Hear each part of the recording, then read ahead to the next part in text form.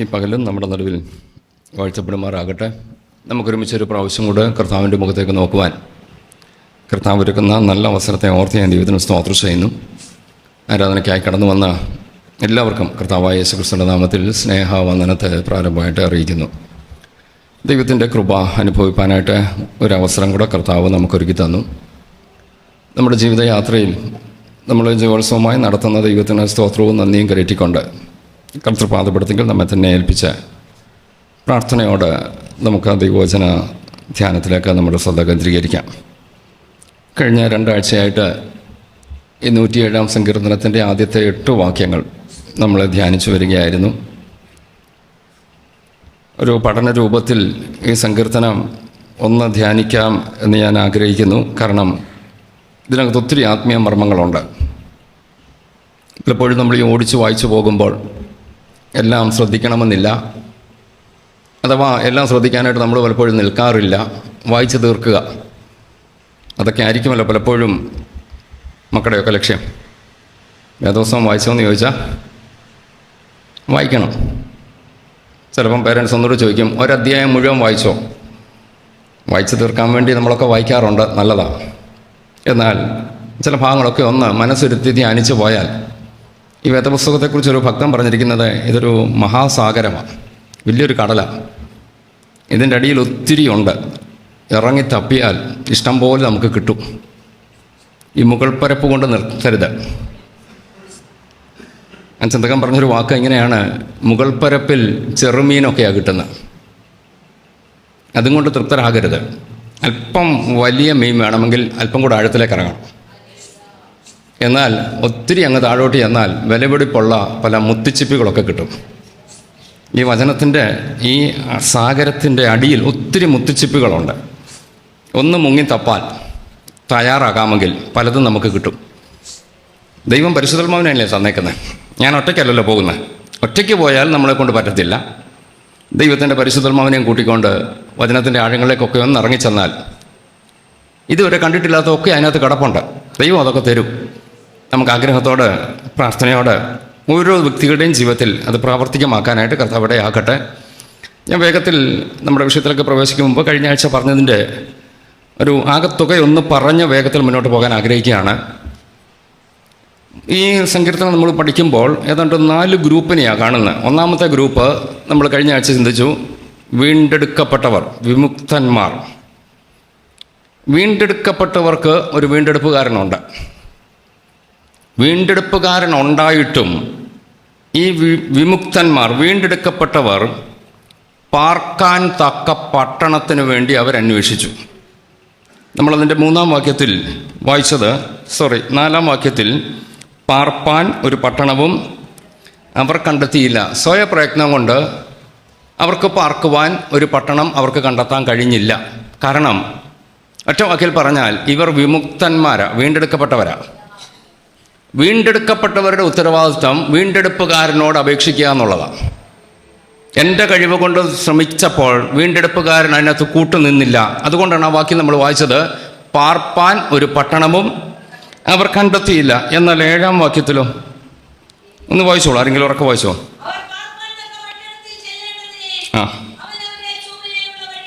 അങ്ങനെയെങ്കിൽ പാർപ്പാൻ തക്ക പട്ടണത്തെ ദൈവം എത്തിക്കും. വീണ്ടെടുക്കപ്പെട്ടവരെ എത്തിക്കേണ്ടിടത്ത് എത്തിക്കാനായിട്ട് ദൈവത്തിന് കഴിയും. നമ്മുടെ സ്വയപ്രയത്നം കൊണ്ട് നമുക്കൊന്നും നേടാൻ കഴിയത്തില്ല. വചനം വളരെ വ്യക്തമായിട്ട് പറഞ്ഞു, അവർക്ക് കഴിഞ്ഞില്ല. എന്നാൽ അടുത്ത വാചകത്തിൽ പറയുന്നു, അവരെ എത്തിച്ചു, നടത്തി. കാരണം എനിക്കൊരു വീണ്ടെടുപ്പുകാരനുണ്ട്. ഇന്ന് പകൽ ധൈര്യത്തോട് ദൈവമക്കൾ പറയണം, ഞാനൊരു വീണ്ടെടുക്കപ്പെട്ട ദൈവപൈതലാണെങ്കിൽ എനിക്കൊരു വീണ്ടെടുപ്പുകാരനുണ്ട്. എന്നെ എത്തേണ്ടിടത്ത് എത്തിക്കാൻ എൻ്റെ ദൈവം മതിയായവനാണ്. സെക്കൻഡ് പാർട്ടിലേക്ക് നമ്മൾ വേഗത്തിൽ പ്രവേശിക്കുകയാണ്. നമുക്കതിൻ്റെ 10-ാമത്തെ വാക്യം വായിച്ചുള്ളൂ, 10:11.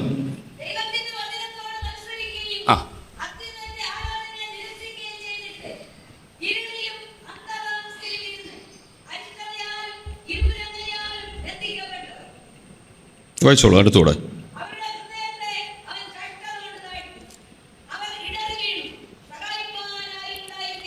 സെക്കൻഡ് ഗ്രൂപ്പ് ഞാൻ പറഞ്ഞല്ലോ, മത്സരികൾ. ഇവരുടെ പ്രശ്നം അവിടെ വായിച്ചതാണ്.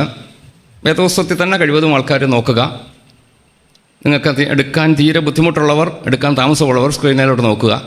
അല്ലാത്തവർ കഴിവതും നമ്മുടെ കയ്യിലെ വേദോസം വായിക്കുന്നില്ലേ ഇച്ചിരൂടെ ഒരു സന്തോഷം, നമുക്കൊരു സന്തോഷം കിട്ടുമല്ലോ. തീർച്ചയായിട്ടും എന്ന് പറഞ്ഞാൽ ഇതിലോട്ട് ആരും നോക്കരുതെന്നല്ല, പെട്ടെന്ന് എടുക്കാനോ ഏത് ഭാഗമാണെന്ന് കണ്ടെത്താനോ ഒക്കെ ബുദ്ധിമുട്ടുള്ളവരൊക്കെ നോക്കിയോ. ഞാൻ ആ ഭാഗം ഒന്നുകൂടെ വായിച്ചോട്ടെ. 11-ാം വാക്യത്തിൽ അതിൻ്റെ തൊട്ട് മുകളിലത്തെ വാക്യം കൂടെ ചേർത്തൊന്ന് വായിക്കാം. ഇരുളിലും അന്ധതമസിലും ഇരുന്ന് അരിഷ്ടതയാലും ഇരുമ്പു ചങ്ങലയാലും ബന്ധിക്കപ്പെട്ടവർ, അവരുടെ ഹൃദയത്തെ അവൻ കഷ്ടത കൊണ്ട് താഴ്ത്തി, അവർ ഇടറി വീണു സഹായിപ്പാൻ. ആരായത്? ആരെക്കുറിച്ചാണ് പറയുന്നത്? ഭാഗത്തുണ്ടല്ലോ 10 തുടങ്ങുന്ന എവിടുന്ന്? മത്സരികൾ. ദൈവത്തോട് മത്സരിച്ചൊരു ഗ്രൂപ്പിനെ കുറിച്ച് പറയുന്നൊരു വാക്കാണ്. എന്താ ദൈവത്തോട് മത്സരിക്കുക എന്ന് പറഞ്ഞാൽ? മലയാളത്തിൽ ഈ മത്സരം എന്നൊക്കെ ഉള്ളിടത്ത് നമുക്ക് പെട്ടെന്നൊരു വാക്ക് വരുന്ന കോമ്പറ്റീഷൻ, ഓട്ട മത്സരം, ക്വിസ് മത്സരം, പിന്നെ ഫുട്ബോൾ മത്സരം, ഇങ്ങനെ ഒത്തിരി മത്സരങ്ങളുണ്ട്. രമ്യാപ്രവചനത്തിൽ പറയുന്നുണ്ട്, കാലാൾപ്പടയോടുകൂടെ നിനക്ക് ഓടാൻ കഴിഞ്ഞില്ലെങ്കിൽ കുതിരപ്പടയോടുകൂടെ അങ്ങനെ മത്സരിച്ചോടും. ആ മത്സരം അല്ല ഇവിടെ ഉദ്ദേശിക്കുന്നത്. ദൈവത്തോടുള്ള മത്സരമെന്ന് ഉള്ളതിനെ കൊടുത്തിരിക്കുന്ന വാക്ക് റിബല്യൻ എന്നാണ്. ശാഠ്യം അല്ലെങ്കിൽ അനുസരണക്കേട്, ഒറ്റ വാക്കിൽ അതങ്ങ് പറയാം. ദൈവം എന്നോട് പലതും പറയും, പക്ഷേ എന്നെക്കൊണ്ടെല്ലാം ഒന്നും അംഗീകരിക്കാൻ ഒക്കത്തില്ല. അല്പം കൂടെ നമ്മുടെ ഭാഷ പറഞ്ഞാൽ ദൈവത്തിന് വചനത്തിൽ എന്തും പറയാം, പ്രസംഗിക്കുന്നവർക്ക് എന്തും പറയാം, ഇതെല്ലാം അംഗീകരിക്കാൻ എന്നെക്കൊണ്ട് ബുദ്ധിമുട്ടുണ്ട് എന്ന് പറഞ്ഞാൽ അതിൻ്റെ അർത്ഥം എന്തോ? മത്സരിക്കുന്നതാണ്. ആരോടാ മത്സരം? ദൈവത്തോടാണ് നമ്മൾ മത്സരിക്കുന്നത്. വ്യക്തമായി തിരിച്ചറിയണം. ദൈവത്തോട് മത്സരിച്ചൊരു ഗ്രൂപ്പിൻ്റെ ചരിത്രമാണ് ഇവിടെ വായിച്ചത്. 10-ാം വാക്യം ഒരിക്കലും വായിച്ചത്, ദൈവത്തിൻ്റെ, ഒരു മിനിറ്റ് നിർത്തണേ, ദൈവത്തിൻ്റെ വചനത്തോട് മത്സരിച്ചു. ദൈവത്തിൻ്റെ വചനം എന്ന് പറയുന്നത് ദൈവമാണ്. ആദിയിൽ വചനമുണ്ടായിരുന്നു, വചനം ദൈവമായിരുന്നു. അങ്ങനെയെങ്കിൽ ദൈവത്തിൻ്റെ വചനത്തോട് ഞാൻ മത്സരിക്കുമ്പോൾ ഞാൻ മത്സരിക്കുന്ന ആരോടാ? ദൈവത്തോടാ. അല്ലെങ്കിൽ അല്പം കൂടെ വ്യക്തമായി പറഞ്ഞോട്ടെ, ഈ പുസ്തകത്തിൽ എഴുതിയേക്കുന്ന എല്ലാം ഒന്നും എന്നെക്കൊണ്ട് അനുസരിക്കാൻ ഒക്കത്തില്ല, ഞാൻ പാലിക്കത്തില്ല എന്നൊരാൾ വാശി പിടിച്ചാൽ, നിങ്ങൾ പുസ്തകത്തോടല്ല വാശി പിടിക്കുന്നത്, വചനത്തോടല്ല വാശി പിടിക്കുന്നത്, ആരോടാ? ദൈവത്തോടാ. ആ ഭാഗം ഞാനൊന്ന് വ്യക്തമാക്കാം. അത്യുന്നതൻ്റെ ദൈവത്തിൻ്റെ വചനത്തോട് മത്സരിക്കുകയും അങ്ങനെയെങ്കിൽ ദൈവത്തിൻ്റെ വചനത്തോട് മത്സരിച്ചു. എനിക്കെല്ലാം അനുസരിക്കാൻ പറ്റത്തില്ല, എന്നെ കൊണ്ടൊക്കത്തില്ല, ചിലപ്പോൾ നമ്മളെ കൊണ്ട് കഴിയാത്ത ചിലത് കാണും. ഇനി അല്പം കൂടെ പറഞ്ഞോട്ടെ, നമ്മളെ കൊണ്ട് കഴിയാത്തത് സാധിക്കാനാ ദൈവം പരിശുദ്ധാത്മാവിനെ തന്ന. എന്നെ കൊണ്ടെല്ലാം പാലിക്കാൻ ഒക്കത്തില്ല. ശത്രുവിനെ സ്നേഹിക്കാം, മാനുഷികമായി ചിലപ്പോൾ നമ്മളെ കൊണ്ട് പറ്റത്തില്ല. ഉപദ്രവിക്കുന്നവർക്ക് വേണ്ടി പ്രാർത്ഥിക്കുക, മാനുഷികമായി എൻ്റെ മാനുഷിക ഞാനെന്നുള്ള ആ സ്വഭാവത്തിൽ ആ ഈഗോ തലയുയർത്തി നിൽക്കുന്നിടത്തോളം എനിക്ക് ഉപദ്രവിച്ചവർക്ക് വേണ്ടി പ്രാർത്ഥിക്കാൻ പറ്റത്തില്ല. പക്ഷെങ്കിൽ പരിശുദ്ധാത്മാവ് എന്നെ കൊണ്ടുപോകും. ഞാൻ പറഞ്ഞല്ലോ, എന്നെ കൊണ്ട് ഒക്കാത്തത് പോലും പരിശുദ്ധാത്മാവ് എന്നെ കൊണ്ട് ചെയ്യിക്കും. അത്യുന്നതൻ്റെ ദൈവത്തിൻ്റെ വചനത്തോട് മത്സരിക്കുകയും അത്യുന്നതൻ്റെ ആലോചനയെ. അങ്ങനെയെങ്കിൽ വളരെ ഗൗരവത്തോടെ ഓർക്കണം, ജീവിതത്തിൽ പ്രശ്നം വന്നൊരു ഗ്രൂപ്പിൻ്റെ ചരിത്രം അവിടെ എടുത്തു കാണിക്കുകയാണ്. ഇവർക്ക് പ്രശ്നമുണ്ടായതിൻ്റെ കാരണം എന്നാ? ദൈവത്തിൻ്റെ വചനത്തോട് മത്സരിച്ചു, അത്യുന്നതൻ്റെ ആലോചനയെ, ഫലം, റിസൾട്ട് വായിച്ചോ. ദൈവത്തോട് മത്സരിച്ചവർക്ക് പറ്റിയ പരാജയം, അവർ ഇരിക്കുന്ന എവിടെ? ഇരുളില് എന്ന് പറഞ്ഞാൽ കൂരിരുട്ട്, ഒരു ഇരുണ്ട അവസ്ഥ, വെളിച്ചമില്ലാത്ത അവസ്ഥ. ഈ വെളിച്ചമില്ലാത്ത അവസ്ഥയിൽ ഇരുന്നാലുള്ള പ്രശ്നം എന്നാ? ഒന്നും കാണത്തില്ല, ഇരുട്ടത്തൊന്നും കാണാൻ കഴിയത്തില്ല. മുമ്പിൽ അനർത്ഥമുണ്ടോ കാണാൻ കഴിയത്തില്ല, ഇനി നന്മയുണ്ടോ അതും കാണാൻ കഴിയത്തില്ല. കാരണം എവിടെ ഇരിക്കുന്നത്? ഇരുട്ടത്താ. ഇരുട്ടിലിരുന്നാൽ എനിക്ക് പലതും കാണാൻ കഴിയത്തില്ല. ഭാവി എന്താ എനിക്കറിയത്തില്ല, കാരണം ഇരുട്ടാ, മുമ്പിൽ ശൂന്യതയാണ്. ഇനി ഞാൻ നേരത്തെ പറഞ്ഞല്ലോ, ദൈവം എനിക്ക് വേണ്ടി ചില നന്മ ഒരുക്കി തൊട്ട് മുമ്പിൽ വെച്ചിട്ടുണ്ട്. പക്ഷെങ്കിൽ എനിക്ക് ഇരുട്ടായതുകൊണ്ട് ഞാൻ പറയാം, കർത്താവേ, ഞാൻ ഇത്രയും നാൾ അങ്ങേ സേവിച്ചിട്ടും എനിക്കൊരു പ്രയോജനവുമില്ല. പ്രയോജനം ദൈവം മുമ്പിൽ വെച്ചിട്ടുണ്ട്, പക്ഷെ നീ കാണാത്തതിൻ്റെ കാരണം എന്നാ? ഇരുട്ടത്തായിരിക്കുന്നത്. ഇനി അനർത്ഥം ദുഷ്ടൻ ഒരുക്കി വെച്ചേക്കുന്നു, ചെന്ന് ചാടാതിരിക്കണമെങ്കിൽ ഞാൻ വെളിച്ചത്തിൽ വരണം. എന്നിട്ട് പറഞ്ഞോട്ടെ, നിരാശ, ഭയം, ഒത്തിരി ചിന്തകളുണ്ടല്ലോ, നമുക്കറിയാമല്ലോ. ഈ വികാരങ്ങൾ ഇതെല്ലാം ഇരുട്ടത്തിരുന്നാൽ കയറി വരും. ഞാൻ വെളിച്ചത്തിരിക്കാത്രത്തോളം കാലം, ഇരുട്ടത്തിരിക്കുന്നിടത്തോളം ഈ പ്രതിസന്ധിയിലൂടെ ആയിരിക്കും ഞാൻ കടന്നു പോകുന്നത്. തീർന്നില്ല, അടുത്ത വാക്കും കൂടെ വായിച്ചോളൂ. അങ്ങനെയെങ്കിൽ ദൈവത്തോട് മത്സരിച്ചതിൻ്റെ ഫലം ഞാൻ പറഞ്ഞു. 1, ഇരുട്ടത്തിരിക്കുന്നു. 2, ബന്ധിക്കപ്പെടുന്നു. അരിഷ്ടതയാലും ഇരുമ്പു ചങ്ങലയാലും സ്വാതന്ത്ര്യമില്ലായ്മ, സ്വസ്ഥതയില്ലായ്മ, ജീവിതത്തിലെ സന്തോഷത്തെ ബന്ധിക്കുന്നു. എൻ്റെ അനുഗ്രഹങ്ങളെ, ഞാൻ അനുഭവിക്കേണ്ട പലതും ഇരുമ്പു ചങ്ങലയാൽ ബന്ധിക്കപ്പെടുന്നു. വായിച്ചോളൂ. അടുത്തത്, കഷ്ടത കൊണ്ട് അവര് താണു. കാരണം മത്സരിച്ചതാ. വായിച്ചോളൂ. താഴെ വീണു, അവിടെ കിടക്കുക, എഴുന്നേൽപ്പിക്കാൻ ആളില്ല. മാനുഷികമായി തന്നെ ഒന്ന് ചിന്തിച്ച് നോക്കുക. നിങ്ങൾ വീട്ടിൽ ഒറ്റയ്ക്കാണെന്ന് കരുതുക, മുറിക്കകത്ത് അല്പം വെള്ളം കിടന്നു, അറിഞ്ഞില്ല, വീണു, എഴുന്നേൽപ്പിക്കാൻ ആളില്ല. അവസ്ഥ ഒന്ന് ചിന്തിച്ച് നോക്കി. ഇത് ആത്മീയാർത്ഥത്തിൽ പറയുകയാണ്, അവർ ഇടറി വീണു, സഹായിപ്പാൻ ആരുമില്ല. ഇതിൻ്റെ എല്ലാം റീസൺ എന്താ? ദൈവത്തോട് മത്സരിച്ചു. വായിച്ചോളൂ ബാക്കിയോടെ മതി. ആ ഭാഗത്ത് ഞാൻ ഓടി വരാം. അവിടെ പറഞ്ഞത്, കഷ്ടത, പ്രശ്നങ്ങൾ, ജീവിതത്തിൻ്റെ നേരെ കടന്നു വന്ന ചില ചങ്ങലകൾ, ചില ബന്ധനങ്ങൾ, ഇതിൻ്റെ എല്ലാം കാരണം ഒറ്റ വാക്കിൽ പറഞ്ഞാൽ ദൈവത്തോട് മത്സരിച്ചു. വ്യക്തമായി നമ്മുടെ ജീവിതത്തെ നമ്മളൊന്ന് പരിശോധിക്കണം. ദൈവത്തോട് ഒരിക്കലും മത്സരിക്കരുത്. എസെക്കിയേൽ പ്രവാചകൻ, വായിക്കേണ്ട, ഞാൻ ആ ഭാഗം പറഞ്ഞു വിടാം. പല ഭാഗത്തായിട്ട് പറയുന്നുണ്ട്, ഇസ്രായേലിനെ നോക്കിക്കൊണ്ട് പറയുന്നുണ്ട്, അവർ മത്സരഗ്രഹമല്ലോ. ഇവർ മത്സരിച്ചത് ആരോടാ? ദൈവത്തോടാ. ഇതിൻ്റെ ഫലമായിട്ട് ദൈവം ശത്രുവിൻ്റെ കയ്യിൽ അവരെ ഏൽപ്പിക്കുക. നമുക്കറിയാമല്ലോ, 430 വർഷത്തെ മിസ്രയീം അടിമത്തത്തിൽ നിന്ന് വീണ്ടെടുപ്പ് പ്രാപിച്ച ജനം മരുഭൂമിയിലൂടെ യാത്ര ചെയ്ത് ഈ 40 വർഷത്തിനിടയിലും ദൈവത്തോട് മത്സരിച്ച അനേക ഭാഗങ്ങളുണ്ട്. ആ കനാനിലെത്തി സ്വസ്ഥത വന്നപ്പോൾ യഹോവയ്ക്ക് അനിഷ്ടമായത് ചെയ്യാൻ തുടങ്ങി. ഏതാണ്ട് 15 ന്യായാധിപന്മാരെ ദൈവം എഴുന്നേൽപ്പിച്ചു. ഈ ന്യായാധിപന്മാരെ എഴുന്നേൽപ്പിച്ചതിൻ്റെ ഒക്കെ കാരണം ഇവർ കഷ്ടത കിടന്ന് നിലവിളിക്കുക. കഷ്ടത ഉണ്ടായതിൻ്റെ കാരണം ഓരോ ന്യായാധിപന്മാരുടെയും ആ ഭരണത്തിന് മുമ്പ്, വാഴ്ചയ്ക്ക് മുമ്പ് സംഭവിച്ച കാര്യങ്ങൾ വചനത്തിലൂടെ എടുത്തു പഠിച്ചാൽ നമുക്ക് കാണാൻ കഴിയുന്നുണ്ട്.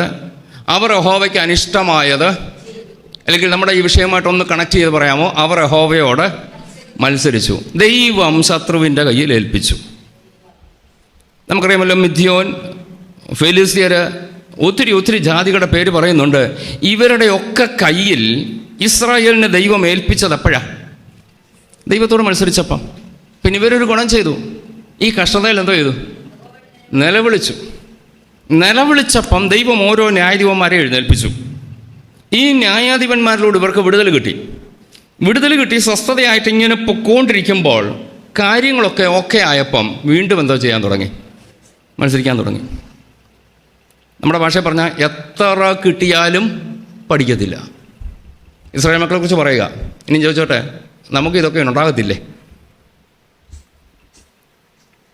അതോ നമ്മളൊക്കെ ഒത്തിരി ഹയർ ഗ്രേഡ് ആൾക്കാരാണോ? ഇസ്രായേലിൻ്റെ ചരിത്രം പഠിച്ചു വരുമ്പോൾ നമുക്ക് കാണാൻ കഴിയുന്നുണ്ട്, ഓരോ ന്യായാധിപൻ്റെ കാലത്ത് ന്യായാധിപൻ എഴുന്നേൽക്കുന്നു, ശത്രുവിനെ നിഗ്രഹിക്കുന്നു, ദേശത്തിന് ദൈവം സ്വസ്ഥത കൊടുക്കുന്നു. കാര്യങ്ങളൊക്കെയാ, ഇനിയിപ്പം പ്രശ്നമൊന്നുമില്ല, ഭംഗിയാ. ആദ്യം ഒരു സ്തോത്രവും വല്യൊക്കെ ഉണ്ട്. കർത്താവെ, ഞങ്ങളെ കഷ്ടത്തിൽ നിന്ന് വിടുവിച്ചതിനായി. കാര്യം മുന്നോട്ട് പോയപ്പം വീണ്ടും യഹോവയ്ക്ക് അനിഷ്ടമായത് ചെയ്യാൻ തുടങ്ങി. മത്സരിക്കാൻ തുടങ്ങിയപ്പോൾ ദൈവം വീണ്ടും ഇവരെ അടുത്ത ശത്രുവിൻ്റെ കയ്യിലേക്ക് ഏൽപ്പിക്കുക. ഞാൻ 1-2 വാക്യങ്ങൾ വേഗത്തിൽ ഓർപ്പിച്ച് മുന്നോട്ട് പോകാൻ ആഗ്രഹിക്കുന്നു. കനാൻ നാട് ഒറ്റുനോക്കാൻ പോയി മടങ്ങി വന്ന ജനത്തെക്കുറിച്ച് നമുക്കറിയാം. വായിക്കണം എന്നെല്ലാ വാക്യം വേണ്ട, ഞാൻ ഒറ്റ വാക്യം മാത്രം പറഞ്ഞ് അവസാനിപ്പിക്കാം. 12 ഗോത്രങ്ങളിൽ നിന്ന് 12 പ്രഭുക്കന്മാരെ തിരഞ്ഞെടുത്ത് അയച്ചപ്പോൾ 10 പേര് വന്നിച്ച് പറഞ്ഞു, നമ്മളെ കൊണ്ടൊക്കത്തില്ല. 2 പേര് പറഞ്ഞു, നടക്കും. ഇവർ തിരിച്ചു വന്ന് ഈ ഇസ്രായേൽ സമൂഹം മുഴുവനും ഇവരുടെ റിപ്പോർട്ടിന് വേണ്ടി കാത്തു നിൽക്കുക. ഈ 12 ആൾക്കാർ വന്നേച്ച് റിപ്പോർട്ട് ആവശ്യപ്പെട്ടപ്പം 10 പേര് പറഞ്ഞു, ഈ പറഞ്ഞതൊക്കെ ശരിയാണ്, പക്ഷെ നമ്മളെ കൊണ്ട് ഒന്നും ഇത് നല്ല ദേശമാണ്, അവിടെ പാലുണ്ട്, തേനുണ്ട്, എന്നിട്ട് ഞങ്ങൾ അവിടെ നിന്ന് മുന്തിരിക്കലയൊക്കെ കൊണ്ടുവന്നിട്ടുണ്ട്, പക്ഷെങ്കിൽ ഇത് അനുഭവിക്കാൻ നമുക്ക് പറ്റത്തില്ല. കാലേബും യോശുവയും പറഞ്ഞു, നമ്മളെ കൊണ്ട് പറ്റും. അതിനിടയ്ക്ക് ഒരു പ്രത്യേക വാചകം ഒന്ന് വായിക്കാമോ? 14-ാം അധ്യായം, സംഖ്യാപുസ്തകം 14-ാം അധ്യായത്തിൻ്റെ 9-ാമത്തെ വാക്യത്തിൽ കാലേബ് പറയുന്ന ഒരു പ്രത്യേക വാക്യം ഒന്ന് വായിച്ചോളൂ. യഹോവയോട് നിങ്ങൾ, അതിൻ്റെ തൊട്ട് മുകളിലത്തെ വാക്യം കൂടെ ഒന്ന് വായിച്ചേക്കാമോ? യഹോവ നമ്മിൽ പ്രസാദിക്കുന്നുവെങ്കിൽ ആ ആ ആ ദൈവം നമ്മളിൽ പ്രസാദിക്കുന്നെങ്കിൽ ദൈവം നമുക്കത് എന്ന് പറഞ്ഞാൽ പാലും തേനും ഒഴുകുന്ന ദൈവം എന്നിൽ പ്രസാദിക്കുന്നെങ്കിൽ എനിക്ക് ദൈവം സമൃദ്ധി നൽകും. ഈ കനാന്റെ നന്മ എനിക്കുള്ളതാ, വാഗ്ദത്തം എനിക്കുള്ളതാ. ദൈവം എന്നിൽ പ്രസാദിക്കുന്നെങ്കിൽ ദൈവം എനിക്ക് ഇതെല്ലാം തരും. അടുത്ത വാചകം ഒറ്റ കാര്യമേ പറഞ്ഞുള്ളൂ, നിനക്കിത് കിട്ടണമെങ്കിൽ എന്തോ ചെയ്യണം? മത്സരിക്കാൻ മാത്രം ചെയ്യല്ല. ദൈവം എന്തോ പറയുന്നു അനുസരിക്കുക. ഞാൻ വീണ്ടും ആ ഭാഗം പറഞ്ഞോട്ടെ. ദൈവം നമ്മളിൽ പ്രസാദിക്കുന്നെങ്കിൽ നമുക്ക് തരാനുള്ളതൊക്കെ ദൈവം തരും. പാലും തേനും നന്മകളൊക്കെ ദൈവം തരും. പക്ഷെങ്കിൽ ഒരൊറ്റ കണ്ടീഷൻ അവിടെ പറഞ്ഞേക്കുന്നത്, നിങ്ങൾ യഹോവയോട് മത്സരിക്കുക മാത്രം ചെയ്യരുത്. പറയുന്നതൊക്കെ അങ്ങ് കേൾക്ക്. ദൈവം പറയുന്നത് അനുസരിക്കാൻ തയ്യാറാകാമോ? നന്മ തരാൻ ദൈവം വിശ്വസ്തനാണ്. ഞാൻ വീണ്ടും ആ വാക്ക് ആവർത്തിച്ച് പറയുന്നു, യഹോവയോട് മത്സരിക്കാൻ മാത്രമരുത്. നമ്മുടെ ജീവിതത്തെ ദൈവമക്കൾ വളരെ ഗൗരവത്തോടെ ഓർക്കണം. ദൈവത്തോട് മത്സരിക്കാൻ നമ്മൾ പോകരുത്, അനുസരിക്കാൻ തയ്യാറാവുക. പലപ്പോഴും ഈ ദൈവം പറയുന്നതും നമുക്ക് ഉൾക്കൊള്ളാൻ കഴിയുന്നതും തമ്മിൽ വ്യത്യാസം കാണും, മനസ്സിലാക്കാൻ പ്രയാസം കാണും. നമ്മുടെ ചെറിയ ബുദ്ധിയിൽ ദൈവത്തെ ഒതുക്കി നിർത്താൻ കഴിയത്തില്ല. നമ്മുടെ ചെറിയ ബുദ്ധിയിൽ നിന്നുകൊണ്ട് ദൈവം പറയുന്നത് ഭോഷത്വമായിട്ട് നമുക്ക് തോന്നും. എന്നാൽ വ്യക്തമായി തിരിച്ചറിയണം, ദൈവസന്നിധിയിൽ വരുമ്പോൾ എൻ്റെ ബുദ്ധിയല്ല വലുത്, ദൈവത്തിൻ്റെ വാക്കാ വലുത്. നമ്മൾ എത്ര ചിന്തിച്ചാലും ദൈവം പറയുന്ന ചില കാര്യങ്ങൾ നമുക്കത് ഉൾക്കൊള്ളാനൊക്കത്തില്ല. വചനത്തിലെ ഓരോ ഭാഗവും നമ്മൾ എടുത്തൊന്ന് പഠിച്ചു നോക്കണം. യേശു കർത്താവ് പറഞ്ഞ പല വാക്കുകൾ എടുക്കുമ്പോൾ ഇതെങ്ങനെ പ്രായോഗികമാകും, ഇതെങ്ങനെ നടപ്പിലാക്കാൻ പറ്റും? ഞാൻ നേരത്തെ പറഞ്ഞ വാക്കിലേക്ക് ഒന്നോട്ട് വരുന്നു. ശത്രുക്കളെ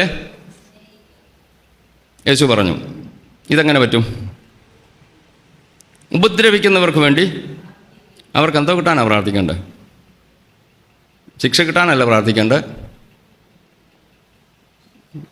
ഇന്ന് കാലത്തൊന്നും അത് കേട്ടില്ല. പണ്ട് കാലത്തെ അപ്പച്ചന്മാരൊക്കെ പറഞ്ഞ് ഞാൻ കേട്ടിട്ടുണ്ട്, കർത്താവ് നീ അവരെ ഒന്ന് സന്ദർശിക്കണമേ. അതിൻ്റെ അർത്ഥം എന്നാ? ദൈവമേ ആ വീട്ടിൽ പോയെന്ന് അനുഗ്രഹിക്കണമെന്നാണോ? നമുക്ക് ഈ ആത്മീയ ഭാഷയൊക്കെ ഉപയോഗിച്ച് പ്രാർത്ഥിക്കാനറിയാം. അതിനർത്ഥം കർത്താവെ അവന് വല്ലതും കൊടുക്കുക എന്ന് പറഞ്ഞാൽ നല്ലതൊന്ന് കൊടുക്കുക. അവന് ബോധ്യം വരണം ഞാൻ ആരാന്ന്. ഇതല്ലേ ആ പ്രാർത്ഥനയുടെ അർത്ഥം. പണ്ടൊരപ്പച്ചൻ പ്രാർത്ഥിച്ച് പറഞ്ഞിട്ടുണ്ടോ എനിക്കറിഞ്ഞൂടെ, ഞാൻ കേട്ടത് ഇങ്ങനെ, കർത്താവെ അവനെന്നെ ഏതാണ്ടല്ലോ ഒത്തിരി പറഞ്ഞു. ഞാനൊരു ദൈവവൈതലായതുകൊണ്ട് കർത്താവെ ഞാൻ മിണ്ടിയില്ല. പക്ഷെങ്കിൽ നാളെ അവൻ ഇറങ്ങുമ്പം കാലിൽ ഒരു മുള്ളെങ്കിലും നീ കൊള്ളിക്കണം കർത്താവെ. എന്തിനാ? എന്നെ പറഞ്ഞു, എനിക്ക് തിരിച്ചു പറയാൻ ഒക്കത്തില്ല. അതുകൊണ്ട് കർത്താവെ നീ എന്തോ ചെയ്യാം? സന്ദർശിക്കണേ എന്നുള്ള പ്രാർത്ഥനയുടെയൊക്കെ അർത്ഥം അതാ. കർത്താവെ അവന് നന്മ കൊടുക്കണമേ, പ്രാർത്ഥിച്ച് നോക്കുക. അവന് നന്മ കിട്ടത്തില്ല, നന്മ നിങ്ങൾക്ക് കിട്ടും. ഞാൻ പറഞ്ഞല്ലോ, മനുഷ്യക്ക് ബുദ്ധിക്ക് ഇതൊക്കെ ചിന്തിക്കുമ്പോൾ അല്പം പ്രയാസം. ഇതൊക്കെ എങ്ങനെ നടക്കുന്നത്? ഞാൻ പറഞ്ഞു വന്നത്, നമുക്ക് പലതും ഉൾക്കൊള്ളാൻ കഴിയാത്തത് കൊണ്ട് മത്സരിക്കുക, എതിർക്കുക, അംഗീകരിക്കാൻ പറ്റത്തില്ല. പക്ഷെങ്കിൽ ദൈവത്തിൻ്റെ സർവ്വജ്ഞാനത്തിൽ ദൈവം പറഞ്ഞത് പോഷത്വമല്ല, പോഷ്കല്ല. ദൈവത്തിന് തെറ്റ് പറ്റത്തില്ലാത്തത് കൊണ്ട് ദൈവം എന്തു പറയുന്നോ അംഗീകരിക്കാൻ തയ്യാറായിക്കും. മത്സരിക്കാതിരിക്കുന്നതാണ് എൻ്റെ ജീവിതത്തിൽ എനിക്ക് അനുഗ്രഹം. ഞാൻ ഒരു വാക്യം കൂടെ ഓർപ്പിച്ച് ഈ മത്സരിച്ചാലുള്ള ദോഷം കൂടെ പറഞ്ഞ് പെട്ടെന്ന് അവസാനിപ്പിക്കാം. സംഖ്യാപുസ്തകത്തിലേക്ക് തന്നെ ഒന്ന് വന്നിട്ട് ഒന്ന് രണ്ട് വാക്യങ്ങൾ വേഗത്തിലൊന്ന് ഓർപ്പിക്കാം. അതിൻ്റെ 16-ാം അധ്യായം എന്നെടുത്ത് സംഖ്യാപുസ്തകം 16-ാം അധ്യായത്തിൻ്റെ 20-ാം വാക്യം പ്രാരംഭത്തിൽ വായിച്ചേ.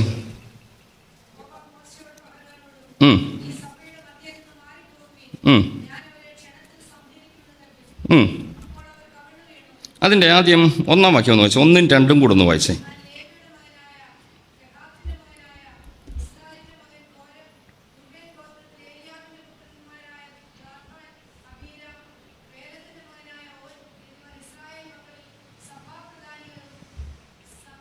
സംഘസദസ്യന്മാരും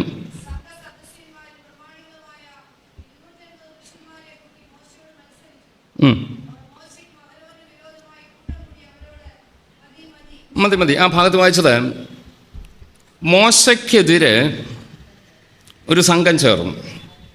അതിൻ്റെ ലീഡേഴ്സിൻ്റെ പേര് അവിടെ എഴുതിയിട്ടുണ്ട്, 3 പേര്. ഈ ലീഡേഴ്സും 250 സംഘസദസ്യർ, അല്പം കൂടെ മനസ്സിലാകുന്ന ഭാഷ പറഞ്ഞാൽ കമ്മിറ്റിക്കാർ. ഇസ്രായേൽ സഭ നമുക്കറിയാം 6 ലക്ഷം കുടുംബമുണ്ട്. അപ്പം പിന്നെ 250 പേരെ കമ്മിറ്റി എന്ന് പറഞ്ഞാൽ കൂടുതലൊന്നുമല്ല. അപ്പം ഈ 3 ലീഡേഴ്സിൻ്റെ നേതൃത്വത്തിൽ കമ്മിറ്റി മോശയ്ക്കെതിരെ പ്രശ്നമുണ്ടാക്കി, മത്സരിക്കുക. മോശ എന്ന ആ ലീഡറിനെതിരെ ഈ കമ്മിറ്റി മത്സരിക്കുന്നു. ഇവിടുത്തെ കമ്മിറ്റിയിൽ മത്സരമൊന്നുമില്ല, എല്ലാവരും എന്നോട് ചേർന്ന് നിൽക്കുന്നവരാ, സഭ ഉൾപ്പെടെ ചേർന്ന് നിൽക്കുന്നവരാ. അതുകൊണ്ട് സന്തോഷത്തോടും ധൈര്യത്തോടും ഞാനിതങ്ങ് പറയുക. ആ സഭയുടെ കമ്മിറ്റി മോശയ്ക്കെതിരെ തിരിഞ്ഞപ്പോൾ ഇനി 20 ഇടഭാഗം അങ്ങ് വിടുക, സമയമില്ല. നിങ്ങൾ പിന്നീട് എപ്പോഴും ഇത് വായിച്ചു നോക്കുക. 20-ാം വാക്യം വായിച്ചോളൂ. ആ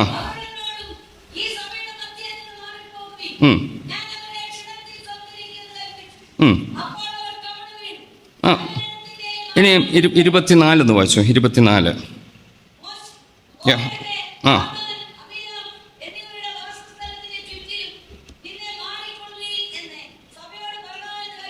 ആ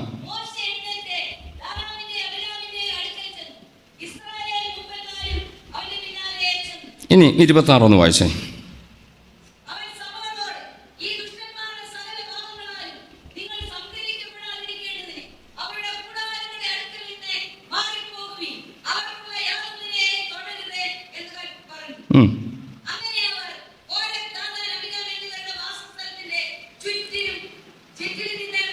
ഇനി 30-ാം വാക്യം വിശദീകരിക്കാൻ സമയമില്ല, നിങ്ങൾ വായിക്കുമ്പോൾ തന്നെ ആശയം മനസ്സിലാകും. വായിച്ചോളൂ. ആ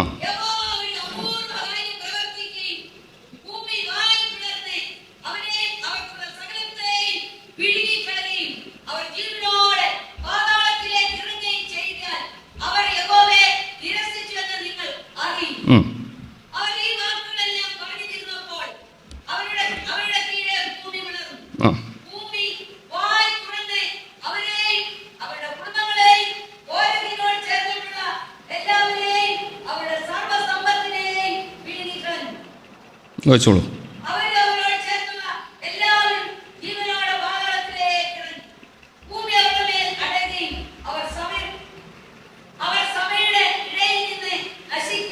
മുപ്പത്തഞ്ചോട് വായിച്ചു. അപ്പോൾ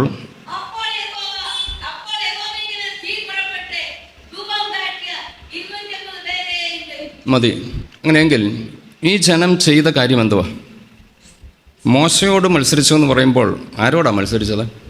ദൈവത്തോടാ. ദൈവം പറഞ്ഞ കാര്യങ്ങളൊന്നും അംഗീകരിക്കാൻ തയ്യാറല്ല. ദൈവം മോശയിലൂടെയാണ് സംസാരിക്കുന്നത്. ദൈവം പലതും സംസാരിക്കുമ്പോൾ മോശ വ്യക്താവാ. മോശയുടെ വാക്കല്ല, ദൈവത്തിൻ്റെ വാക്കാണ് മോശ പറയുന്നത്.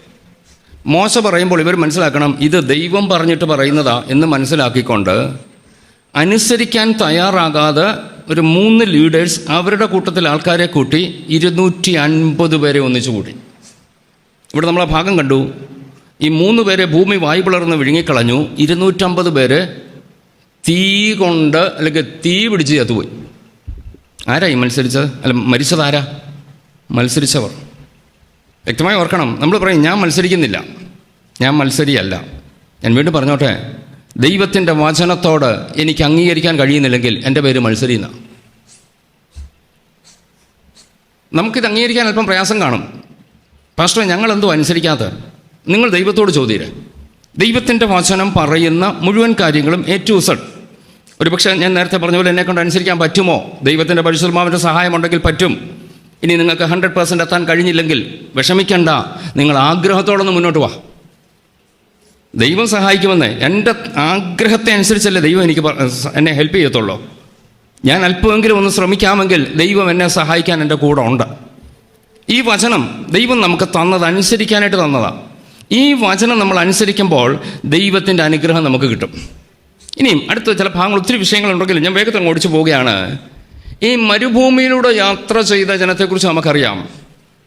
ഒരു 90% അല്ല, അവർ 20 വയസ്സ് മുതൽ മേലോട്ട് പ്രായമുള്ളവരുടെ കണക്കെടുക്കുമ്പോൾ യോശുവയും കാലേബും ഒഴികെ ആരും കനാൻ നാട്ടിലെത്തിയില്ല എന്ന് പറയുമ്പോൾ ബാക്കി മുഴുവൻ പേരും മരുഭൂമിയിൽ പട്ടുപോയി. എന്നാൽ ഇവരുടെ യാത്രയുടെ പ്രത്യേകത നമുക്ക് നോക്കണം. മത്സരിച്ചവർക്കും രാവിലെ എന്തോ കിട്ടുന്നുണ്ട്? മന്നായുണ്ട്. അതത് സമയത്ത് ദൈവം എന്തോ കൊടുക്കുന്നുണ്ട്? കാടപക്ഷി കൊടുക്കുന്നുണ്ട്. മത്സരിച്ചെന്നും പറഞ്ഞ് അവൻ്റെ വീടിൻ്റെ അരികിൽ കൂടെ, കൂടാരത്തിൻ്റെ അടുക്കൽ കൂടെ ദൈവം വെള്ളം ഒഴുക്കാതിരുന്നില്ല. അവനെന്തോ കിട്ടി? വെള്ളം കിട്ടി. ശുദ്ധമായ വെള്ളമാണ്. പാറയിൽ നിന്ന് വരുന്ന തീക്കൽപ്പാറ എന്ന് പറഞ്ഞാൽ ശുദ്ധീകരിച്ച വെള്ളം, അണുവിമുക്തമായ വെള്ളം അവരുടെ വീട്ടുപടിക്ക് കിട്ടി. ആർക്കും കിട്ടിയത്? മത്സരിച്ചവർക്ക് കിട്ടി. നിങ്ങളത് മനസ്സിലാക്കണം, വളരെ ഗൗരവത്തോടെ മനസ്സിലാക്കണം. ഞാൻ വളരെ ശാന്തമായിട്ട് പറയുന്നത്, ഈ വചനം നമ്മുടെ ഉള്ളിൽ കയറണം. ഞാൻ മത്സരിച്ചെന്നും കണ്ട് നാളെ ദൈവം വെള്ളം മുടക്കത്തില്ല, നാളെ ദൈവം മന്ന മുടക്കത്തില്ല. കാടപ്പക്ഷിയെ ദൈവം തരും, മേഘസമ്പം തരും. ദൈവം മാറ്റിയോ? ഒരു ഗ്രൂപ്പ് മത്സരിക്കുന്നവരാ, എന്നോട് എതിര് നിൽക്കുന്നവരാ, അവർക്ക് മേഘസ്തംഭം ഇല്ലെന്ന് കർത്താവ് പറഞ്ഞില്ല. അവർക്കും അഗ്നിസ്തംഭം, ആ രാത്രി ലൈറ്റ് കർത്താവ് കൊടുത്തു. പക്ഷെങ്കിൽ ഒരു പ്രത്യേകത, ഇതെല്ലാം മരുഭൂമി കിട്ടി, മത്സരിച്ചവരാരും എവിടെത്തിയില്ല. ഏതാ വലുത്? ഇവിടുത്തെ നന്മയാണോ വലുത്, അതോ നിത്യതയാണോ വലുത്? ഇവിടെ ഞാൻ ദൈവത്തോട് മത്സരിച്ചാലും ദൈവം എനിക്ക് ഒന്നിനും കുറവ് വരുത്തത്തില്ല.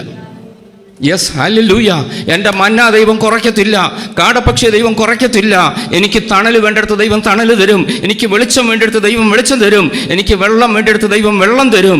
ഇതൊക്കെ എനിക്ക് ഇവിടെ വെച്ച് അനുഭവിക്കാൻ കഴിയും. പക്ഷെ മറക്കരുത്, ഇതനുഭവിച്ച മത്സരികൾ ആരും കനാനിലെത്തിയില്ല, അവർ മരുഭൂമിയിൽ പട്ടുപോയി.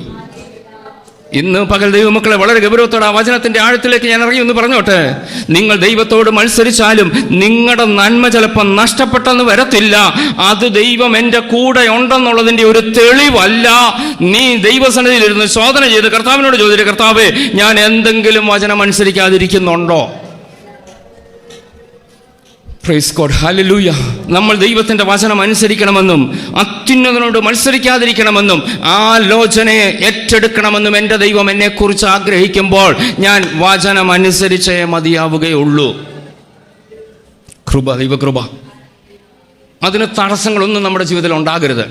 നമുക്ക് ദൈവത്തോട് പ്രാർത്ഥിക്കണം, കർത്താവേ, അതിനുള്ള കൃപ എനിക്ക് തരണമേ. ദൈവത്തിൻ്റെ വചനത്തോട് മത്സരിക്കാൻ ഇടയാക്കരുത് എന്ന് ആത്മാർത്ഥമായിട്ട് പ്രാർത്ഥിക്കണം. ഞാൻ അല്പം കൂടെ വ്യക്തമാക്കാം. ചിലപ്പോൾ ചില വചനം വായിച്ചു വരുമ്പോൾ ഒരു കറക്ഷൻ, എന്നെ തിരുത്തുന്ന ഒരു ദൂതായിരിക്കും ദൈവത്തിൻ്റെ വചനത്തിൽ. ഇത് വായിക്കുമ്പോൾ അതെനിക്ക് എന്നോടുള്ളതല്ല. പ്രസംഗിക്കുമ്പോഴും ഇതൊക്കെ ഉണ്ടാകാം. വേണ്ട, വ്യക്തിപരമായി നമ്മൾ വായിക്കുമ്പോൾ ദൈവത്തിൻ്റെ ആത്മാവിന് സംസാരിക്കാൻ കഴിയുമല്ലോ. ചിലപ്പോൾ ചില ദൈവിക ആലോചനയൊക്കെ നമ്മൾ കേൾക്കുമ്പോൾ ശ്രദ്ധിച്ചോണം, നമ്മളോടുള്ള ദൈവത്തിൻ്റെ ശബ്ദം വചനം വായിക്കുമ്പോൾ, വചനം കേൾക്കുമ്പോൾ എന്നെ തിരുത്തുന്ന ചില ആലോചന വരും. എപ്പോഴും നമ്മളെ ആശ്വസിപ്പിക്കുന്ന ആലോചന തന്നെ കിട്ടണമെന്നില്ല. ദൈവത്തിൻ്റെ വചനത്തിന് പ്രത്യേകതയുണ്ടല്ലോ, ഇരുവായ്ത്തലയുള്ള വാള.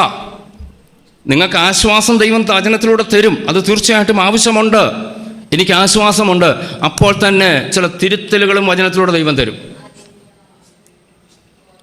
നമുക്കറിയാമല്ലോ, ഒരു സർജറിക്ക് ഒരു ഡോക്ടറുടെ അടുക്ക ചെന്നാൽ ഡോക്ടർ ധൈര്യപ്പെടുത്തും. ആദ്യം പേടിക്കണ്ട, ഒന്നും വിഷയമില്ല, ഒക്കെ ഈസിയാണ്, നമുക്കൊരാശ്വാസമാണ്. പക്ഷെങ്കിൽ അകത്തൊരു പ്രശ്നമുണ്ടെങ്കിൽ ഇതെടുത്തു കളയണമെങ്കിൽ ചിലപ്പോൾ അല്പം കീറേണ്ടി വരും, മുറിക്കേണ്ടി വരും, ചോര പോയേണ്ടി വരും, ചില ദിവസം അനങ്ങാതെ കിടക്കേണ്ടി വരും. ആ സ്നേഹമുള്ള അല്ലെങ്കിൽ ആ ഉത്തരവാദിത്വമുള്ളൊരു ഡോക്ടറാണെങ്കിൽ സാരമില്ലെന്നേ, പൊക്കോ, നീ ധൈര്യമായിട്ട് പൊക്കോ, ഒന്നും പറ്റത്തില്ലെന്ന് പറഞ്ഞ് വിടത്തില്ല. അവരെന്ത് ചെയ്യും? ഒന്ന് കീറും, മുറിക്കും, ചിലപ്പം വേദനയൊക്കെ ഉണ്ടാവും. പക്ഷെ എന്തിനാ? നമ്മുടെ ഗുണത്തിനാ. ദൈവത്തിൻ്റെ വചനം ചിലപ്പോൾ നമ്മളെ കീറുന്നത് എന്തിനാ? ചിലത് മാരകമാകാതിരിക്കാനാണ്. Yes, hallelujah. ഞാൻ പറഞ്ഞല്ലോ, ആ കറക്ഷൻ്റെ മെസ്സേജ് വരുമ്പോൾ, എന്നെ തിരുത്തുന്ന ചില ദൈവിക ആലോചന വരുമ്പോൾ, അതും കർത്താവേ, അതിനോട് മത്സരിക്കാനിട വരരുത്, ഇതൊന്നും എന്നെ കൊണ്ട് പറ്റത്തില്ല, വേറെ വല്ലതും പറ. അല്ല, ദൈവത്തിന് നിങ്ങളോട് സ്നേഹമുള്ളത് കൊണ്ടാ ചില കറക്ഷൻ നിങ്ങൾക്ക് തരുന്നത്. തിരുത്തലുകൾ തരുമ്പോൾ ദൈവമക്കളെ മത്സരിക്കരുത്. ദൈവത്തോട് പറ, കർത്താവേ, അനുസരിക്കാനുള്ള കൃപ തരണം കർത്താവേ എന്ന് പറഞ്ഞേൽപ്പിച്ചു കൊടുക്കാൻ തയ്യാറാകാമെങ്കിൽ തീർച്ചയായിട്ടും വചനത്തിന് അടിത്തറയെന്നോട് പറയട്ടെ, ദൈവത്തിൻ്റെ വചനത്തോട് മത്സരിക്കാതെ ദൈവത്തിൻ്റെ വചനത്തിന് കീഴ്പ്പെടാൻ തയ്യാറാകുന്നെങ്കിൽ അവിടെയാ ദൈവപ്രവൃത്തി വെളിപ്പെടുന്നത്. ഞാൻ ഒന്ന് രണ്ട് വാക്യങ്ങൾ മാത്രം വായിപ്പിച്ചെൻ്റെ വാക്ക് അവസാനിപ്പിക്കാം. ദൈവത്തോട് മത്സരിച്ചാൽ ഉണ്ടാകുന്ന ദോഷം വിശദീകരിക്കേണ്ട ആവശ്യമില്ല, വായിക്കുമ്പോൾ തന്നെ നമുക്കത് ക്ലിയർ ആകും. അതുകൊണ്ട് ഞാൻ വിശദീകരിക്കാതെ വാക്യങ്ങൾ മാത്രം ഒന്ന് ഓർപ്പിക്കാൻ ആഗ്രഹിക്കുന്നു. 1 ശമൂവേൽ 15-ാം അധ്യായത്തിൻ്റെ 23-ാമത്തെ വാക്യം നമുക്കൊന്ന് വായിക്കാം. 1 ശമൂവേൽ 15:23.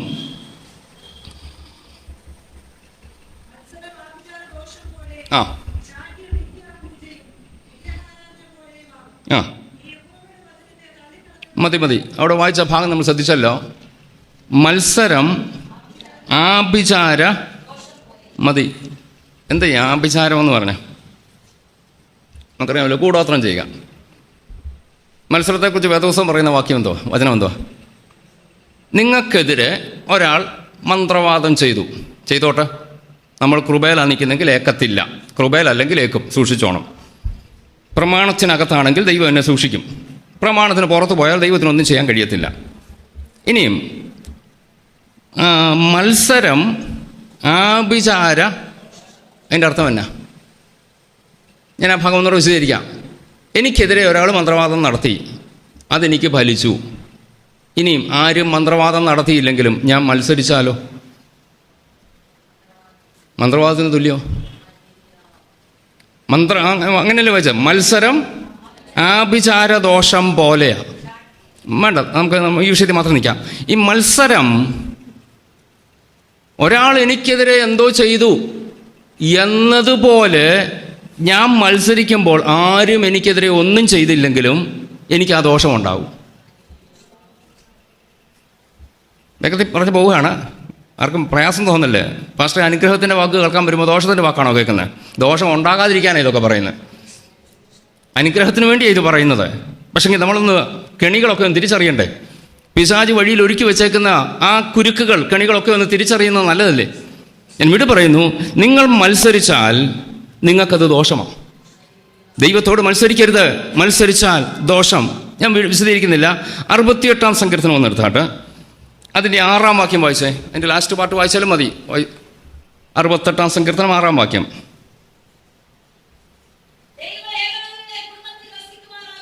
ആ ആ ആ മത്സരികൾ. അപ്പം മത്സരത്തിൻ്റെ മറ്റൊരു തിക്തഫലം എന്താ? വരണ്ട ദേശത്ത് പാർക്കും എന്ന് പറഞ്ഞാൽ വരൾച്ചയാണ്. ഒരു സമൃദ്ധിയില്ല. വരൾച്ച നമുക്കറിയാമല്ലോ, മരുഭൂമി, വരൾച്ചയുടെ പ്രദേശം, അവിടെ ഒന്നും ഉണ്ടാകത്തില്ല. കുറച്ച് മണലല്ലാതെ, മരങ്ങളില്ല, തണുപ്പില്ല, പച്ചപ്പില്ല, ആശ്വാസമൊന്നുമില്ലാത്തൊരു സ്ഥലമാണ് വരൾച്ച. അങ്ങനെയെങ്കിൽ മത്സരികൾ ദൈവത്തിൻ്റെ വചനത്തോട് മത്സരിച്ചാൽ ഉണ്ടാകുന്ന അനുഭവമാണ് ഇവിടെ പറഞ്ഞത്. മത്സരികൾ വരണ്ട ദേശത്ത് പാർക്കും. വരൾച്ചയുടെ അനുഭവം ഉണ്ടാകുന്നെങ്കിൽ ഓർത്തോണം, മത്സരം എന്നിലുണ്ട്. ദൈവത്തോട് പ്രാർത്ഥിക്കുക, കർത്താവെ മത്സര മനോഭാവത്തിൽ നിന്ന് ഒന്ന് മാറ്റണമേ, പ്രാർത്ഥിക്കുക. വരൾച്ച മാറി പച്ചപ്പ് തരാൻ ദൈവം വിശ്വസ്തൻ. യെശയ്യാ പ്രവചനം 30-ാം അധ്യായത്തിൻ്റെ 1-ാം വാക്യം കൂടെ വായിച്ചോളൂ.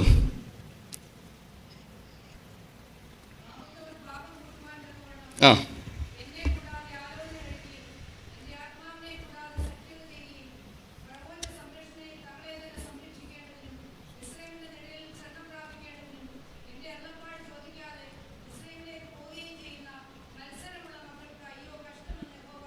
മതി. ആ വാക്യത്തിൽ ഒത്തിരി ആശയം കിടപ്പുണ്ട്.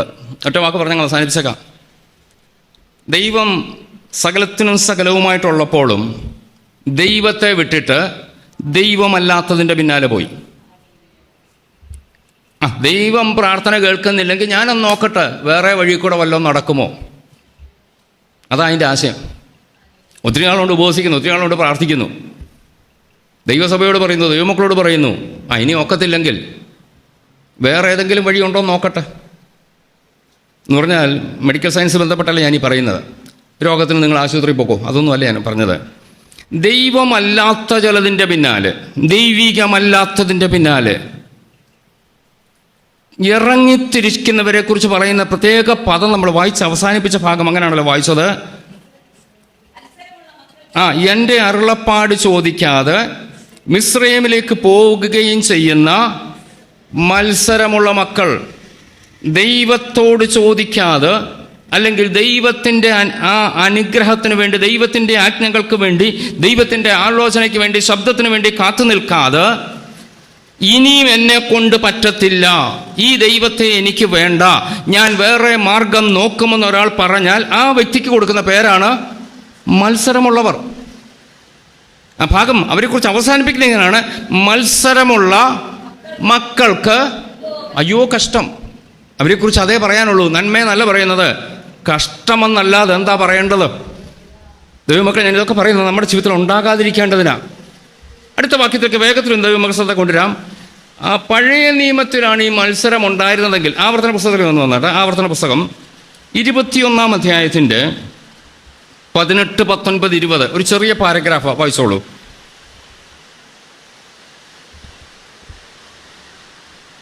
ആവർത്തന പുസ്തകം 21-ാം അധ്യായത്തിൻ്റെ 18 മുതൽ.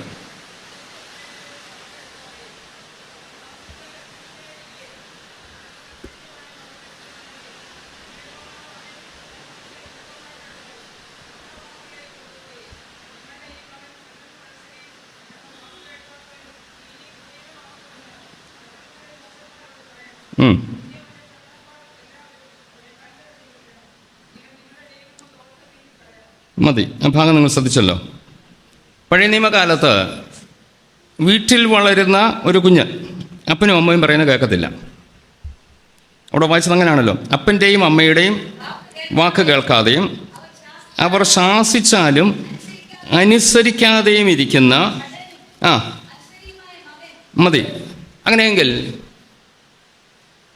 കുഞ്ഞുങ്ങൾ വളരെ ഗൗരവത്തിൽ ശ്രദ്ധിച്ചോണം. പഴയ നിയമത്തിലായിരുന്നെങ്കിൽ ഇന്ന് നിങ്ങളൊക്കെ ഇവിടെ കാണുമോ ഭൂമിയിൽ? പിന്നെ അപ്പനും അമ്മയും ചിലപ്പോൾ ആരോടും പറയത്തില്ല, കൊച്ചൻ അനുസരിക്കുന്നവനാണെന്നങ്ങ് പറയത്തേ ഉള്ളൂ. അനുസരണം കെട്ട കുഞ്ഞുണ്ടെങ്കിൽ ഒരു പദം കൂടെ പ്രത്യേകം പറയുന്നുണ്ട്, അത് മറക്കരുത്. ഒന്നുകൂടെ വാക്യം ഒന്ന് വായിച്ചോ, ഉറക്കെ ഒന്ന് വായിച്ചോ, എല്ലാവരും ശ്രദ്ധിച്ചോ. അല്ലാത്തൊരു അവർ ശാസിച്ചിട്ടും. അങ്ങനെയെങ്കിൽ അപ്പൻ്റെ അമ്മയുടെയും വാക്ക് കേട്ടില്ലെങ്കിൽ അപ്പനും അമ്മയും എന്തോ ചെയ്യണം? ശാസിക്കണം.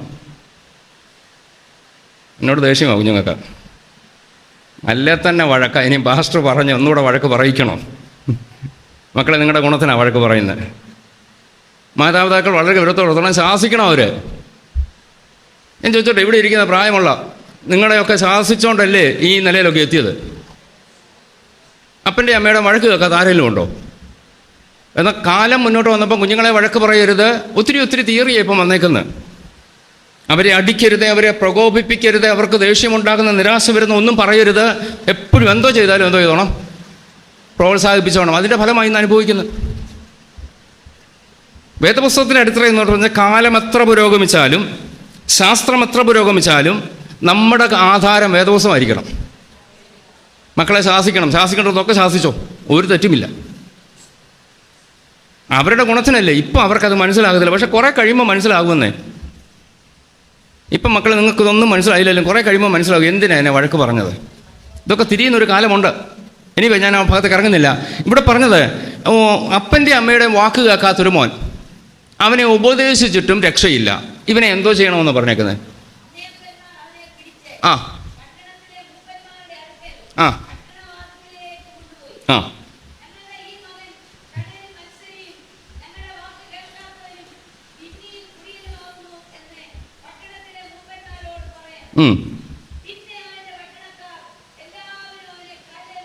മതി.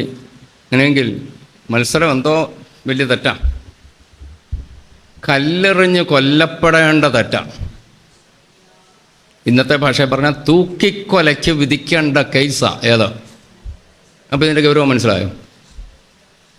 അപ്പനെ അമ്മയോട് മത്സരിക്കുക, ഇനി ദൈവത്തോട് മത്സരിക്കുക എന്ന് പറഞ്ഞാൽ ഓർത്തോണം, തൂക്കിക്കൊലയൊക്കെ നമുക്കറിയാമല്ലോ ഏറ്റവും അങ്ങേയറ്റത്തെ ശിക്ഷയാണ്.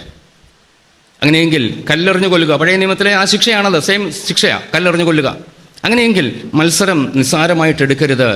ഞാൻ ദൈവത്തോട് മത്സരിച്ചാൽ ഒരു വലിയ പാതകമാണ് ചെയ്യുന്നത്, ഒരു വലിയ ശിക്ഷയ്ക്കാണ് ഞാൻ പാത്രീഭൂതനാകുന്നത്.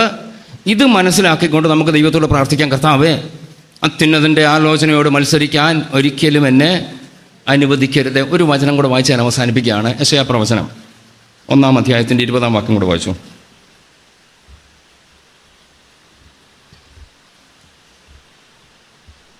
ലാസ്റ്റ് വേഴ്സാന്ന് തോന്നുന്നു, 1:20. അതിൻ്റെ തൊട്ട് ചേർത്തങ്ങ് വായിച്ചു വെള്ളത്തോട്. മനസ്സ് വെച്ച് കേട്ടനുസരിക്കുന്നുവെങ്കിൽ ദേശത്തിൻ്റെ നന്മ അനുഭവിക്കും. മതി. ദൈവത്തിൻ്റെ വചനം വളരെ വ്യക്തമായിട്ട് പറയുന്ന ഒരാലോചന. അതിൻ്റെ ലാസ്റ്റ് ലൈൻ പറഞ്ഞേക്കുന്ന ഇങ്ങനെയാണ്: യഹോവയുടെ വായ അരുളി ചെയ്തിരിക്കുന്നു, മനസ്സ് വെച്ച് കേട്ടനുസരിച്ചാൽ നന്മയുണ്ട്, മറുത്ത് മത്സരിച്ചാൽ വാളിനിരയാം. അങ്ങനെയെങ്കിൽ ഈ മത്സരത്തെക്കുറിച്ച് ദൈവമക്കൾ വളരെ ഗൗരവത്തോടെ ഓർക്കണം. ഇത്ര സീരിയസ് ആണോ ഇത്? ആന്നു. ദിവസവും വളരെ സീരിയസ് ആയിട്ട് പറയുന്നതൊക്കെ നമ്മൾ സീരിയസ് ആയിട്ട് കാണണം. ലോകം പറയുന്നതല്ല വലുത്. നമ്മൾ ഇവിടുത്തുകാരല്ലല്ലോ, പോകേണ്ടവരല്ലേ. ആ നാട്ടിൽ ചെന്നു ചേരണമെങ്കിൽ ഈ വചനം പറയുന്നതൊക്കെ കേൾക്കണ്ടേ? വചനം മത്സരിക്കാതെ ദൈവത്തോടനുസരിച്ചാൽ ദേശത്തിൻ്റെ നന്മ ഞാൻ അനുഭവിക്കും. എനിക്ക് നന്മ വെച്ചിട്ടുണ്ട്, അനുസരിക്കുന്നവർക്ക് നന്മയുണ്ട്. മറുത്ത് മത്സരിച്ചാലോ? യെസ്, അവിടെ എഴുതിക്കാണ് വാളിനിരയാകും. തീർന്നില്ല. യെശയ്യാ പ്രവാചകൻ പറയുമ്പോൾ തൻ്റെ വാക്കായിട്ടല്ല താൻ പറയുന്നത്, താൻ എടുത്തു പറയുകയാണ്, യഹോവയുടെ വായ അരുളി ചെയ്തിരിക്കുന്നു. അങ്ങനെയെങ്കിൽ ഇന്ന് പകൽ ദൈവമക്കളെ വളരെ ഗൗരവത്തോടെ ഓർക്കുക. മറുത്തു മത്സരിച്ചാൽ, ദൈവത്തിൻ്റെ വചനത്തോട് മറുത്താൽ, മത്സരിച്ചാൽ, അതിനെതിരെ നിന്നാൽ വാള് എന്നെ കാത്തിരിക്കുന്നു. കേട്ടനുസരിച്ചാൽ നന്മ എന്നെ കാത്തിരിക്കുന്നു. ഏതു വേണം? നമുക്ക് നമ്മളെ തന്നെ ഒന്ന് ശോധന ചെയ്യാം. ദൈവകരങ്ങൾ കേൾപ്പിച്ചുകൊണ്ട് നമുക്ക് ദൈവത്തോടൊന്ന് പ്രാർത്ഥിക്കാം. കർത്താവേ, ഞാൻ മത്സരിക്കാതിരുന്നാൽ, അനുസരിച്ചാൽ ചില നന്മ എനിക്കുണ്ട്. ഞാൻ മത്സരിച്ചാലോ വാളാണ് എന്നെ കാത്തിരിക്കുന്നത്. ഞാൻ എൻ്റെ വാക്ക് ഇവിടെ അവസാനിപ്പിക്കട്ടെ. ആ സങ്കീർത്തന ഭാഗം മത്സരികളെക്കുറിച്ച് പറഞ്ഞു വരുമ്പോൾ അവരുടെ ജീവിതത്തിൽ കഷ്ടത, പ്രയാസങ്ങൾ, ബുദ്ധിമുട്ടുകൾ, ഒത്തിരി ജീവിതാനുഭവത്തിലൂടെ അവർ കടന്നുപോയപ്പോൾ അവർ ചെയ്തൊരു കാര്യം, കഷ്ടതയിൽ അവർ യഹോവയോട് നിലവിളിച്ചു. അവൻ അവരുടെ ഞെരുക്കങ്ങളിൽ നിന്ന് രക്ഷിച്ചു. അടുത്ത വാക്യം, അവർ യഹോവയെ അവൻ്റെ നന്മയെ ചൊല്ലിയും മനുഷ്യപുത്രന്മാർ ചെയ്ത അത്ഭുതങ്ങളെ ചൊല്ലിയും സ്തുതിക്കട്ടെ. മത്സരിച്ചവനും പ്രാർത്ഥിച്ചാൽ ദൈവം അവരെ സഹായിപ്പാൻ മതിയായവനാണ്. അവരിൽ അത്ഭുതം ചെയ്യാൻ ദൈവത്തിന് കഴിയും. നമുക്ക് ദൈവത്തോടൊന്ന് പ്രാർത്ഥിക്കാം. കർത്താവ്, ഈ ദിവസങ്ങളിൽ മത്സരിക്കാതെ എൻ്റെ ദൈവത്തോട് അടുത്തിരിപ്പാനുള്ള കൃപ എനിക്ക് തരണമേ. നമുക്ക് ദൈവത്തോട് പ്രാർത്ഥിക്കാം. യേശു കർത്താവിൻ്റെ മാതൃകയോടൊന്ന് പറഞ്ഞ് അവസാനിപ്പിച്ചോട്ടെ. നമ്മുടെ മാതൃക എപ്പോഴും ഏത് വിഷയത്തിലും യേശുവാണല്ലോ. ശിഷ്യന്മാർ 12 പേര് കൂടി ഒരിക്കൽ ഒരു തീരുമാനമെടുത്തു. അവരുടെ മത്സരം, ഞങ്ങളിൽ ആരാ ഒന്നാമൻ? യോഹന്നാൻ പറഞ്ഞു കാണും, ഞാനല്ലേ യേശുവിൻ്റെ മാറോട് ചേർന്നിരിക്കുന്നത്. പത്രോസ് പറഞ്ഞു കാണും, ഞാനല്ലേ ഏറ്റവും കൂടുതൽ സംസാരിക്കുന്നത്. അപ്പം യൂദ പറഞ്ഞു കാണും, ഞാനല്ലേ സാമ്പത്തികം കൈകാര്യം ചെയ്യുന്ന ഞാനല്ലേ. അപ്പം യാക്കോബ് പറഞ്ഞു കാണും, അതൊക്കെ വരട്ടെ, മറുരൂപമലയിൽ പോയപ്പോൾ ഞാനും ഉണ്ടായിരുന്നു. ഏറ്റവും കുറഞ്ഞ ഈ 4 പേർ ഒന്നാം സ്ഥാനത്തിന് വേണ്ടി മത്സരിക്കുന്നുണ്ട്. ബാക്കി ആൾക്കാരും മോശമല്ല. ഇതറിഞ്ഞ യേശു ചെയ്തത് എന്തുവാ? ഒരു തോർത്തെടുത്ത് അരയിൽ ചുറ്റി കാല് കഴുകിച്ച് പറഞ്ഞു, നിങ്ങളും അന്യോന്യം കാല് കഴുകാൻ പറഞ്ഞു. ഒരു വാക്ക് പറഞ്ഞ് അവസാനിപ്പിച്ചോട്ടെ. യേശുവിൻ്റെ മാതൃക ഏതാ? ആരാ കേമൻ എന്നൊരു മത്സരം എൻ്റെ ഉള്ളിലുണ്ടായാൽ, അല്പം നാടൻ ഭാഷ അങ്ങ് പറഞ്ഞോട്ടെ, ദൈവം എന്നെ കൊണ്ട് തോർത്തുടുപ്പിക്കും. യെസ്, നീ കാല് കഴുകാൻ പറയും. ദൈവമക്കളെ, നമുക്ക് ദൈവത്തോടൊന്ന് പ്രാർത്ഥിക്കാം. കർത്താവേ, ഇല്ല, ഞാൻ ഏറ്റവും ചെറിയവനാണ്. നിന്നെ വലിയവനാക്കാൻ ദൈവത്തിന് പദ്ധതി ഉള്ളപ്പോൾ ദൈവം വലിയവനാക്കും. മുൻനിരയിലെത്തിക്കാൻ ദൈവത്തിന് പദ്ധതി ഉള്ളപ്പോൾ ദൈവം മുൻനിരയിലെത്തിക്കും. Yes, hallelujah. ഞാനായിട്ട് പറയല്ലേ, ഞാൻ ഒന്നാമൻ അല്ല, ഞാൻ ഏറ്റവും ഒടുവിലത്തവൻ. യേശു കർത്താവ് ഒത്തിരി മാതൃക പറയുന്നുണ്ടല്ലോ. നീ ഒരു വിവാഹത്തിന് നിന്നെ ക്ഷണിച്ചാൽ മുൻനിര കയറിയിരിക്കല്ല്. നിന്നേക്കാൾ മാന്യന്മാരവിടെ വിളിച്ചിട്ടുണ്ടായിരിക്കും. അവർക്ക് വേണ്ടി ഒരിക്കൽ സീറ്റായിരിക്കും അത്. നീ ഏറ്റവും പുറകിൽ പോയിരി. നിന്നെ വിളിച്ചവന് നിന്നെ എവിടെ ഇരുത്തണമെന്ന് ആഗ്രഹമുണ്ടോ ആ സദസ്സിൽ നിന്നെ വിളിച്ചുകൊണ്ടിരുത്തുമ്പോൾ അതൊരു മാന്യതയാണ്. അങ്ങനെയെങ്കിൽ നമുക്ക് ദൈവത്തോട് പ്രാർത്ഥിക്കാം. കർത്താവേ, ഒന്നാമനാകാനുള്ള മത്സരമല്ല എൻ്റെ ജീവിതത്തിൽ ഉണ്ടാകേണ്ടത്, ഒടുവിലത്തവനാകാനുള്ള മത്സരം. Yes, hallelujah. യേശുവിൻ്റെ മാതൃക അതായിരുന്നെങ്കിൽ, യേശുവിൻ്റെ മനോഭാവം അതായിരുന്നെങ്കിൽ, ഇന്ന് പകൽ നമുക്ക് ദൈവത്തോട് പറയാം, കർത്താവേ, എൻ്റെ മാതൃകാ പുരുഷൻ യേശുവാണ്. യേശു ചെയ്തതുപോലെ ചെയ്യാനുള്ള കൃപ എനിക്ക് തരണം കർത്താവേ. അതിനുവേണ്ടി ഞാനിതാ എന്നെ സമർപ്പിക്കുന്നു. ഒരു നിമിഷം നമ്മുടെ കണ്ണുകളൊന്നും അടയ്ക്കാം. എല്ലാ പ്രിയപ്പെട്ടവരും കർത്തൃക്കരങ്ങൾ കേൾപ്പിച്ചുകൊണ്ട് ഒരുമിച്ച് ദൈവത്തോടൊന്ന് പ്രാർത്ഥിച്ചാണ്. യേശുവേ, ഒരിക്കലും അങ്ങയുടെ വചനത്തോട് മത്സരിക്കാൻ ഇടവരരുത്. അങ്ങയുടെ ശബ്ദത്തോട് മത്സരിക്കാൻ ഇടവരരുത്. അത്യുന്നതൻ്റെ ആലോചനയെ നിരസിക്കാൻ ഇടവരരുത്. സ്വർഗത്തിൽ എന്നേക്കും സ്ഥിരമായിരിക്കുന്ന ഈ വചനം കർത്താവെ എൻ്റെ കയ്യിൽ തന്നു. ആ വചനത്തിലൂടെ അങ്ങനോട് സംസാരിക്കുമ്പോൾ അത് വ്യക്തിപരമായി കർത്താവെ, ഒരുപക്ഷെ ഞാൻ വചനം വായിക്കുമ്പോൾ, ഒരു വചന കേൾവിയിലൂടെ, ഏതെങ്കിലും മാധ്യമങ്ങളിലൂടെ കർത്താവെ അങ്ങനോട് സംസാരിക്കുമ്പോൾ എനിക്കിത് പറ്റത്തില്ല എന്ന് പറഞ്ഞ് മത്സരിക്കാൻ എനിക്ക് ഇടവരരുത് കർത്താവേ. നമുക്കതിനു വേണ്ടി ഏൽപ്പിച്ചു കൊടുക്കാം. കർത്താവ് നമ്മളെ സഹായിക്കട്ടെ. ദൈവത്തിൻ്റെ വചനത്തെ അനുസരിക്കുമ്പോൾ അവിടെയാണ് അനുഗ്രഹമുള്ളത്, അവിടെയാണ് നന്മയുള്ളത്. ആ നന്മകളൊന്നും നഷ്ടമാകാതെ ദൈവകരങ്ങളിലേക്ക് നമ്മെ ഏൽപ്പിച്ചു കൊടുക്കാം. ഈ വചനങ്ങൾ അതിനൊരു മുഖാന്തരമാകട്ടെ എന്നുള്ള പ്രാർത്ഥനയോടെ ഞാൻ എൻ്റെ വാക്കുകൾ ഇവിടെ അവസാനിപ്പിക്കട്ടെ. കർത്താവ് നമ്മളെ ഇവരെയും സഹായിക്കുകയും അനുഗ്രഹിക്കുകയും ചെയ്യുമാറാകട്ടെ.